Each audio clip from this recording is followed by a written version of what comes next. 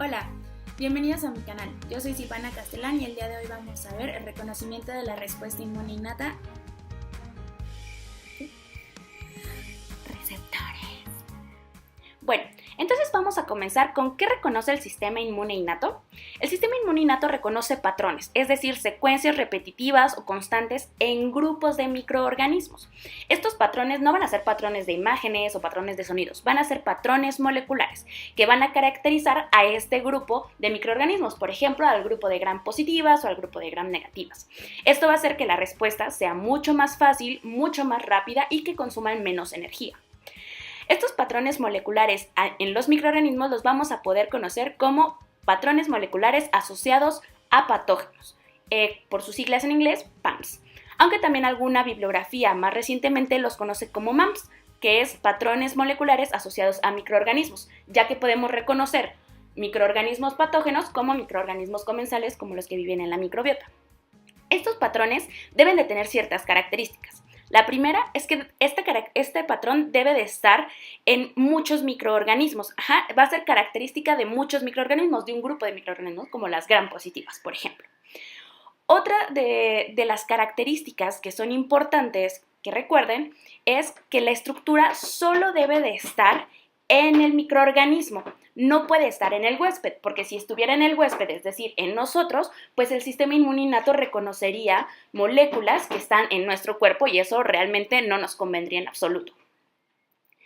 La tercera característica que ustedes deben de recordar y que es básicamente obvia es el hecho de que estas estructuras o que estas moléculas deben de ser esenciales o vitales en la estructura o en la función de este microorganismo. ¿Por qué? Pues porque los microorganismos con su evolución y todo han evolucionado y cambian este tipo de patrones o este tipo de moléculas. Pero el sistema inmunitario muy inteligentemente solamente reconoce moléculas que no pueden cambiar o que es muy difícil que cambien estos microorganismos y pues así los puede reconocer. Entonces, bueno, estos PAMS, si fueran, por ejemplo, una estructura vital para un virus, por ejemplo, serían los ácidos nucleicos, el ARN viral, ¿no? Tanto monocatenario como bicatenario, el ADN CpG, que es el dinucleótido de citidina guanina, no metilados en bacterias, también es una estructura, un ácido nucleico muy importante para la sobrevida de las bacterias. Por otro lado, tenemos las características de las proteínas. Todas las proteínas de las bacterias inician con este aminoácido N-formilmetionina. Aparte, estas bacterias pueden tener flagelina o pilina, que pues las tienen tanto en su flagelo como en los pilis. Bueno, el otro PAM que podemos encontrar son los productos sintetizados por las bacterias. Por ejemplo, el lipopolisacárido, que es el LPS, por las gram negativas, o el ácido lipoteicoico por las gram negativas, las gram positivas. Estos lípidos están en su pared, en la pared celular de esos microorganismos, y por ejemplo en los hongos, el manano o el glucano, que son unos glúcidos que también se encuentran en la pared de ciertos hongos, pues también van a poder ser reconocidos como PAMS.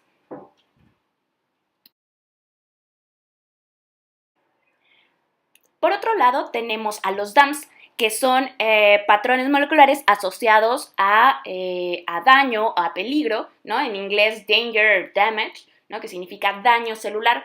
Básicamente, estas van a reconocer moléculas endógenas que producen o liberan células dañadas. Este daño celular puede ser el resultado de infecciones, de estrés, de toxinas, quemaduras, isquemia, traumas, etcétera, etcétera. Es importante reconocer que este daño celular va a estar dado por necrosis. Esta muerte celular va a estar dada por necrosis, no por apoptosis. Recordemos que cuando mueren por apoptosis se da en vesículas y se fagocitan, entonces no pueden ser reconocidas, pero cuando es en necrosis explotan todo su material para afuera. Algunas de estos DAMs pueden ser las proteínas de choque térmico, que son las HSP, por sus siglas en inglés, que sobre todo hablan de estrés celular. Por otro lado tenemos los cristales como el urato monosódico, o el pirofosfato cálcico. Estos cristales son muy importantes, por ejemplo, para la clínica, ya que al acumularse, por ejemplo, el urato monosódico, es característico de la enfermedad llamada gota. Aquí estos cristales se acumulan en la metatarso falángica, en la primer metatarso falángica, y entonces genera un proceso inflamatorio en esa articulación. Ajá. Por la parte del pirofosfato de calcio, sobre todo característico de la enfermedad llamada pseudogota, que es igualmente el acúmulo de pirofosfato de calcio en ciertas articulaciones. Por otro lado, podemos tener otras moléculas que nos pueden avisar que hay un daño celular, por ejemplo, el AMP cíclico, que normalmente está dentro de la célula, pero cuando esta célula explota, pues saca el AMP cíclico. Por otro lado, ATP, producido sobre todo por bacterias, en infecciones. Y por otro lado, las proteínas nucleares como la HMGB1, que es la caja del grupo de movilidad alta 1, que también, pues, el hecho de estar en citoplasma, no deberían el hecho de estar extracelular, no debería de haber proteínas nucleares, ¿no? También el DNA extracelular nos habla de daño celular. Paso número 2. ¿Cómo reconoce el sistema inmune? Pues mediante receptores de reconocimiento de patrones, que los vamos a conocer como PRRs, por sus siglas en inglés, o RRPs, por sus siglas en español. Estos PRRs se encuentran, vamos a encontrar cientos de ellos en la inmunidad innata. En este momento solamente vamos a mencionar algunos de ellos y los más importantes. Estos receptores van a reconocer patrones específicos de grupos de microorganismos. Ahorita estoy dibujando aquí una célula. Ese es el endosoma, aquí vamos a poner la membrana extracelular, por ahí coloreé el núcleo. ¿Y quién expresa todos estos receptores? Bueno, pues los expresan todas las células del sistema inmune, tanto el innato como en las del adaptativo. Y aparte algunas otras células, por ejemplo las células epiteliales, endoteliales, queratinocitos. Entonces vamos a comenzar con el primero. Ahorita estoy dibujando a una caricatura que espero que reconozcan. ¿Alguien la ha visto? Representa la mosca Drosophila. Aquí fue donde encontraron unos científicos hace unos años el gen TOL. Y lo que hacían, lo que pasó es que descubrieron un gen TOL muy parecido al de la mosca en el humano y le pusieron TOL-like. Este TOL-like o este gen TOL-like da estos receptores de tipo TOL que vamos a conocer como TLRs, que es Toll-like receptors. Estos Toll-like receptors vamos a ver que se han descubierto en el humano aproximadamente 9 de ellos, aunque últimamente también agregan al TLR11. Por el momento vamos a mencionar solamente del TLR1 al TLR9. Entonces vamos a comenzar. Estos TLRs tienen una conformación muy característica. Vamos a dibujar aquí una membrana igual del color como cafecito. En la parte extracelular van a tener como un grupo de leucinas, que va a ser la parte o el dominio receptor. Luego un dominio transmembranal en negro y el dominio TIR en azul. Este dominio TIR va a ser intracelular y va a ser el encargado de mandar todas las señales.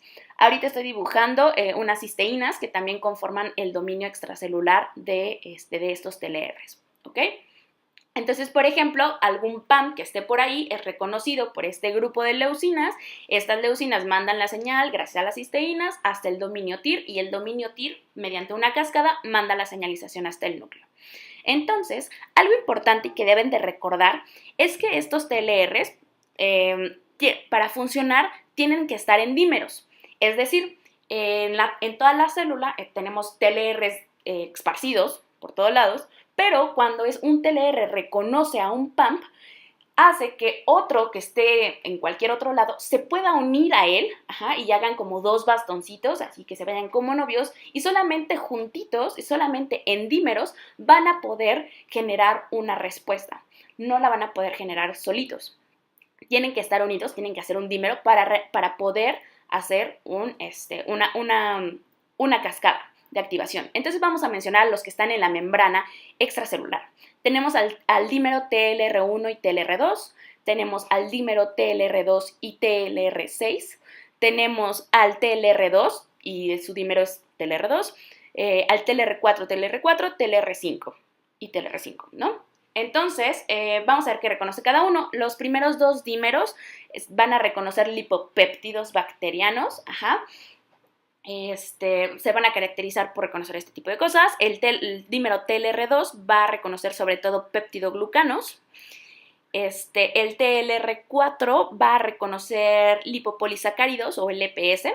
Es importante recordar que el TLR4 utiliza unas moléculas accesorias, las voy a poner de otro color, moléculas accesorias como MD2 o CD14. MD2 o CD14. Estas van a estar, hagan de cuenta, por abajo de las cisteínas y van a ayudar a mandar la señal hacia el dominio TIR. Son moléculas accesorias. Y por otro lado tenemos a TLR5 que va a reconocer flagelina. Muy bien, entonces los voy a poner aquí en azul para que los recuerden, aquí en la membrana. Vamos a tener entonces TLR1, TLR2, TLR4, TLR5 y TLR6 y bueno, obviamente conformando los dímeros característicos que ya mencionamos. Por otro lado, vamos a tener a los que están en la membrana endosomal. Los endosomas son vesículas que tienen las células. Por ejemplo, cuando hay varios microorganismos que utilizan este sistema de endocitosis para poder entrar a la célula. La célula hace una vesícula y, bueno, pues adentro de esa vesícula, ¿quién los va a atacar? Bueno, pues el sistema inmune, muy inteligentemente, también tiene ahí receptores. Estos receptores endosomales tienen las leucinas adentro del endosoma y el dominio TIR intracelular. Entonces vamos a ver los endosomales, el 3, el 7, el 8 y el 9. Estos también tienen que formar dímeros, ¿ok? No lo olviden. Entonces, el 3 va a reconocer ARN bicatenario, el 7 ARN monocatenario, el TLR8 ARN monocatenario también, y el TLR9 el ADN CPG no metilado de las bacterias. Entonces los voy a poner aquí para que no se les olvide. Entonces, ¿cómo se da esta cascada de señalización?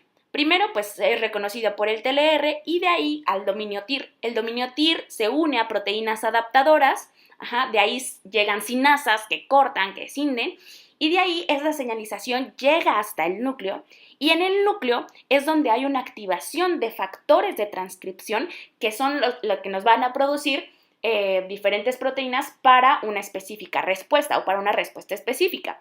¿Ok? Entonces, dependiendo del TLR que se active, pues nos va a dar una respuesta. Está, por ejemplo, la proteína adaptadora MID88. MID88 va a activar el factor de transcripción NF-κB o factor nuclear κB. Y este factor de transcripción NF-κB nos va a llevar a una respuesta de inflamación. Por otro lado, tenemos a la proteína adaptadora TRIF. TRIF se va a especializar en activar a IRF y este IRF nos va a dar una respuesta antiviral por la producción de interferones. Entonces ahorita se los voy a mostrar. Ahí está TRIF al núcleo y de ahí IRF que nos va a llevar a una respuesta antiviral. Es importante reconocer que, por ejemplo, TLR4 es capaz de activar las dos vías, tanto MID88 como TRIF. En la bibliografía pueden ver cada uno de los TLR nos puede llevar a una respuesta específica, pero sobre todo los extracelulares, los de la membrana extracelular nos llevan a inflamación y los de endosoma nos llevan hacia una respuesta antiviral. Existen microorganismos que, como les dije, utilizan esta parte del endosoma para poder entrar a la célula y luego en el endosoma escapan de este endosoma para llegar al citosol. Sobre todo algunos hongos. Entonces, la respuesta inmune muy inteligentemente también tiene receptores citosólicos que se encargan de reconocer a estos microorganismos. Tenemos primero a los tipo RIG o RIG-like, que también los van a poder encontrar así. Estos RLR van a ser sobre todo detectores de RNA vírico. Vamos a tener a dos importantes como RIG1, que es el gen inducido por ácido retinoico, y el MDA5. Obviamente estos van a activar a IRF 3 y 7, nos va a llevar a la producción de interferones y por lo tanto una respuesta antivírica. Ahí estoy poniendo RIG1 y MDA5. Son los que pertenecen a este grupo de receptores RIG-like. ¿Okay? Entonces nos van a llevar a una respuesta antiviral por la producción de interferones, sobre todo interferón 1. Luego vamos a tener a otro grupo de receptores citosólicos que los vamos a llamar not-like receptors, o sea, NLR. Los voy a poner ahí, NLR. Entonces, bueno, estos tienen una conformación muy similar a los TLR, es decir, tienen su cadena o su dominio con leucinas y aparte van a estar formados por oligómeros. Por ejemplo, NATH, CITA, HET, o sea, ET, y por último un dominio efector, que es el que está pintado como de naranjita. Este dominio efector se va a unir a otras proteínas para formar complejos transmisores de señales. Ajá. El dominio efector que está de color naranjita puede ser distinto, puede ser de tipo CARD, de tipo pirina o de tipo BIR. Uh-huh. Pero estos recuerden que están en el citosol, aunque son muy parecidos a los TLRs, están en el citosol. Entonces vamos a empezar. Podemos reconocer NOD1 y NOD2.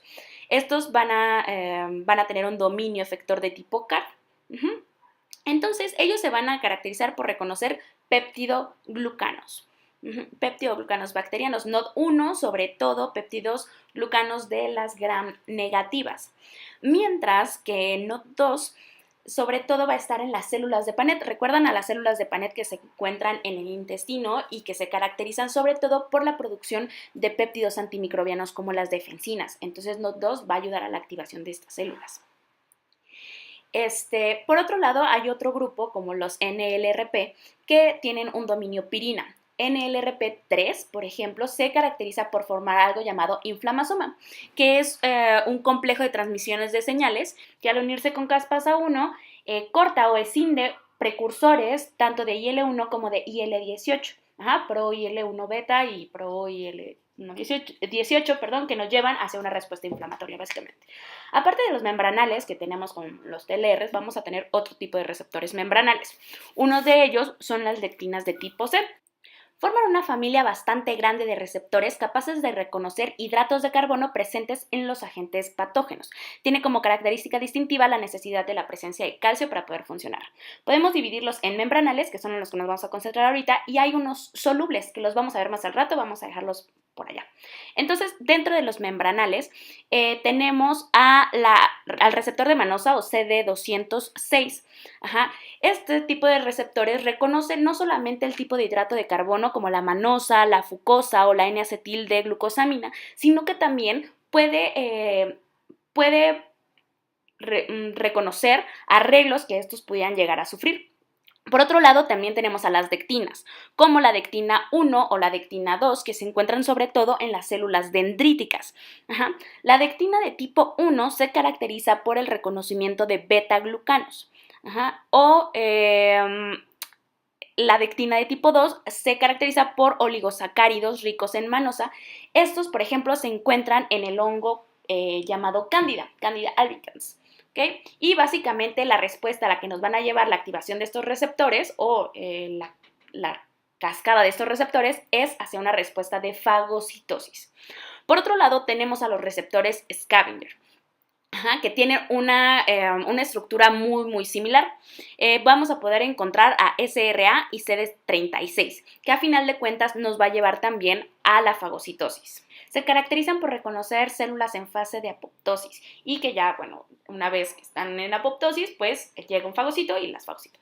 Están los receptores N-formilmetionina. ¿Se acuerdan de la N-formilmetionina que habíamos mencionado? Que así era como comenzaban las proteínas bacterianas. Bueno, pues este receptor se encarga de reconocer precisamente eso.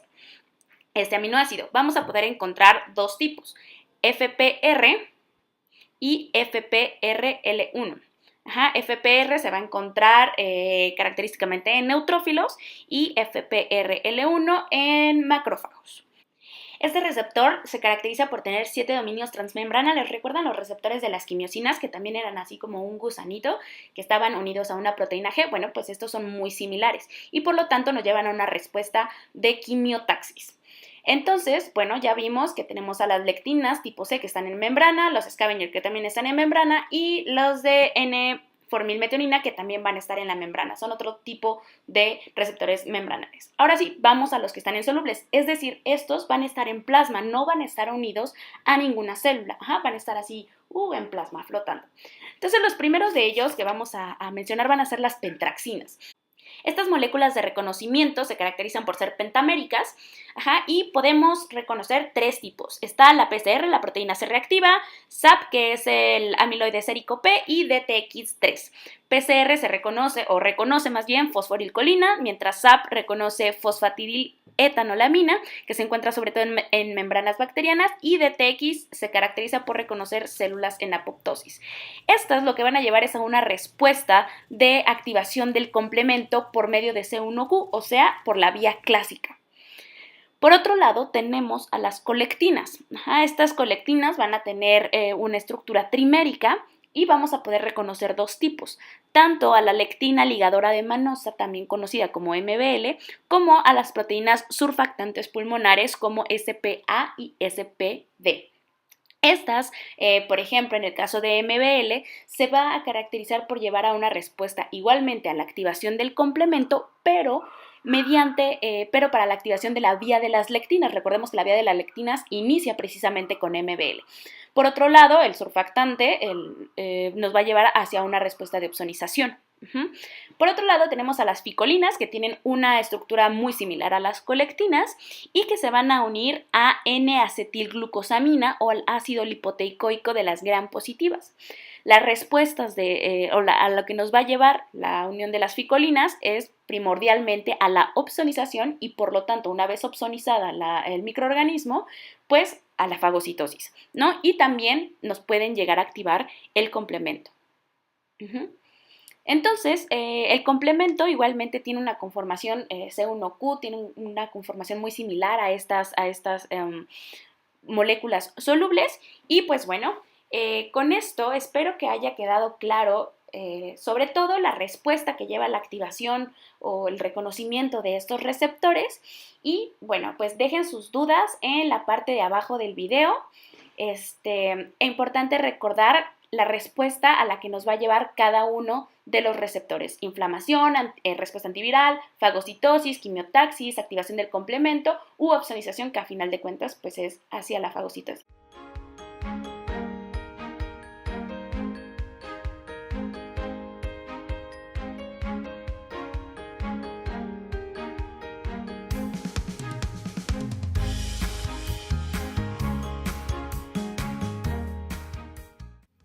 Espero que les haya gustado el video. Si es así, pues denle like y suscríbanse al canal para ver más videos como estos. Si tienen algunas dudas o comentarios, déjenlos aquí abajo y en cuanto pueda se los voy a responder. Muchas gracias. Bye.